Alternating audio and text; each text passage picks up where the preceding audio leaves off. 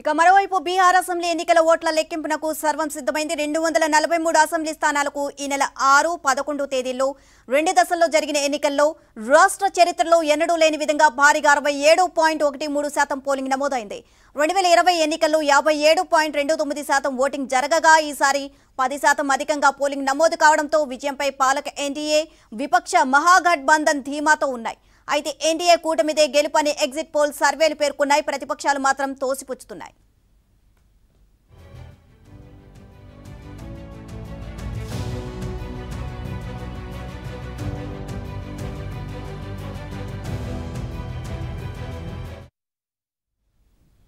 ఎనిమిది గంటలకు కౌంటింగ్ ప్రారంభం కానుంది. ఓట్ల లెక్కింపు కోసం అన్ని ఏర్పాట్లు పూర్తయ్యాయి. కౌంటింగ్ సెంటర్లలో 2 అంచెల భద్రతా వ్యవస్థను ఎన్నికల సంఘం ఏర్పాటు చేయనుంది.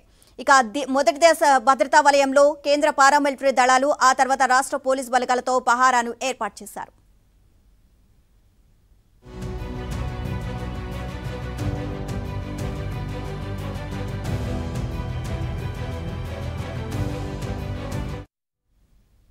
సీఎం నితీష్ సారథ్యంలోని జేడీ, బీజేపీతో సహా ఎన్డీఏ కూటమిలోని 5 పార్టీలు బరిలో నిలిచాయి. జేడీ, బీజేపీలు 101 నియోజకవర్గాల్లో తమ అభ్యర్థులను బరిలోకి దింపాయి.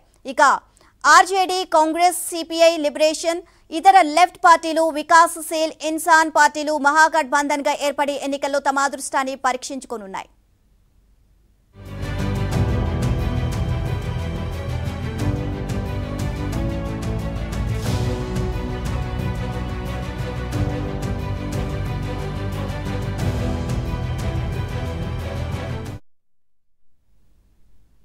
నేడు బీహార్ ఎన్నికల కౌంటింగ్ జరగనుంది. ప్రజలు నితీష్ కు మరోసారి అవకాశం ఇస్తారా, లేకపోతే తేజస్వి యాదవ్ కి జై కొడతారా?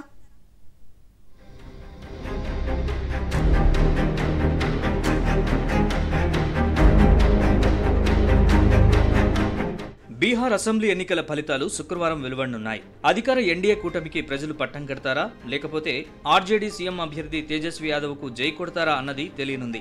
బీజేపీ, జేడీయూ, ఎల్జేపీతో కూడిన ఎన్డీఏ అధికారాన్ని నిలబెట్టుకోవాలని చూస్తుండగా ప్రతిపక్ష ఇండియా కూటమి కాంగ్రెస్, ఆర్జేడీ, వామపక్ష భాగస్వామి పక్షాలతో ప్రభుత్వాన్ని ఏర్పాటు చేయాలని ఆశిస్తోంది.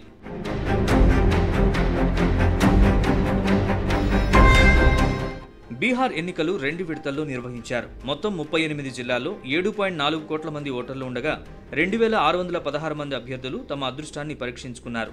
బీహార్ చరిత్రలో తొలిసారి 67.13% ఓటింగ్ నమోదైంది. ఈ ఎన్నికల్లో 71.78% మంది మహిళలు ఓటు హక్కు వినియోగించుకోగా 62.98% మంది పురుషులు ఓటు వేశారు.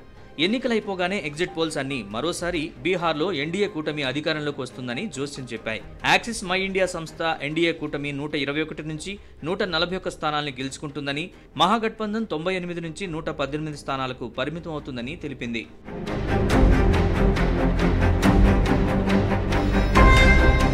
వ్యక్తిగత దూషణలే ఎజెండాగా ఈసారి ఎన్నికల ప్రచారం సాగింది. బీహార్లో లాలూ కూటమి అధికారంలోకి వస్తే జంగిల్ రాజ్యం వస్తుందంటూ ఎన్డీఏ ప్రచారం చేయగా బీజేపీ చేతిలో నితీష్ కుమార్ రిమోట్ గా మారిపోయారంటూ ఆర్జేడీ, కాంగ్రెస్ విమర్శించాయి. అలాగే ఓట్ చోరీ అంటూ రాహుల్ గాంధీ బీహార్ వ్యాప్తంగా ప్రచారం చేశారు. అంతేకాకుండా 2 కూటములు పోటాపోటీగా ప్రజలకు హామీలు ఇచ్చాయి. శుక్రవారం ఎన్నికల ఫలితాల నేపథ్యంలో మహాగఠబంధన్లోని అన్ని పార్టీల నేతలతో తేజస్వి యాదవ్ పట్నాలో సమావేశం నిర్వహించారు. ఓట్ల లెక్కింపులో నేతలు అప్రమత్తంగా ఉండాలని సూచించినట్లు సమాచారం.